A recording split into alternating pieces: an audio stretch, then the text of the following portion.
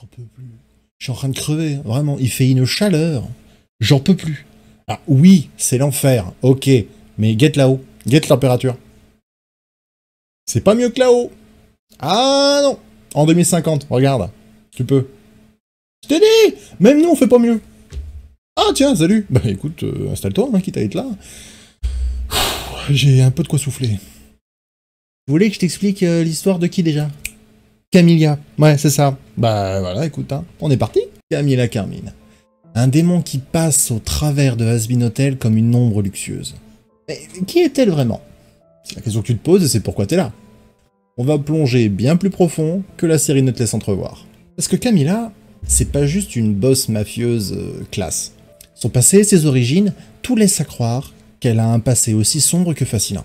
Camilla Carmine, c'est la dirigeante du Carmine Family Syndicate. Elle contrôle une partie importante de la pègre en enfer, spécialisée dans le trafic d'âmes et les deals avec des pêcheurs.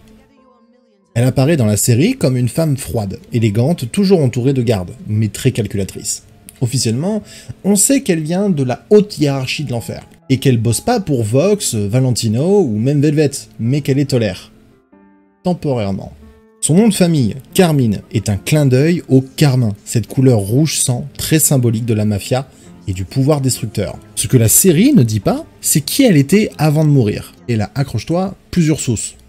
Plusieurs sources. Hein? Et là, accroche-toi, plusieurs sources, notamment des leaks anciens de Visipop, ainsi que des rumeurs du concept d'origine. Tout ça laisserait penser que Camilla serait née au début du XXe siècle, en Italie ou dans un Bronx très mafieux. Elle aurait été une figure féminine très puissante et crainte dans le domaine mafieux humain. Elle aurait été la fille ou la veuve d'un parrain de la mafia et aurait pris la relève suite à sa mort. Une femme à la tête d'une mafia dans les années 1920, ça attire l'attention et la damnation. Sa descente aux enfers serait le résultat d'une vie de crime, de trahison et de vengeance. Certains fans théorisent même qu'elle aurait tué son mari ou son père pour avoir le pouvoir. Mais ça, c'est pas confirmé. Ce qui est fou chez Camilla, c'est son aura. Elle ne crie jamais, elle menace en chuchotant. Son style est inspiré des grandes actrices italiennes comme Sofia Loren et de figures féminines de films de gangsters. Elle représente le pouvoir féminin dans un monde d'hommes violents, mais sans tomber dans la caricature. Elle séduit, elle manipule, mais surtout, elle attend.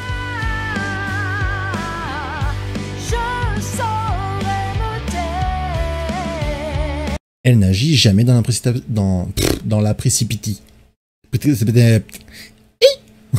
Elle n'agit jamais dans la précipitation.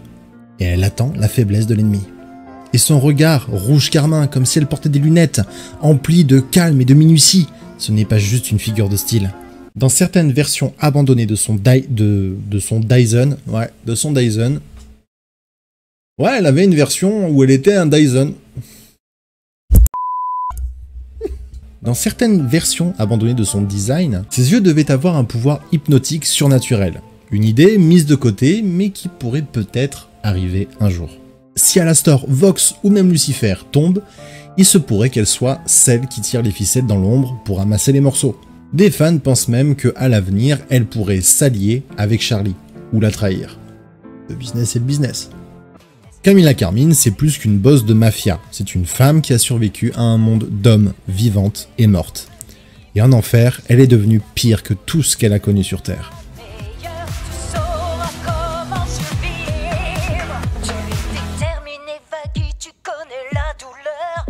Mais ce qu'il faut maintenant, c'est suivre ton cœur. Suis ton cœur.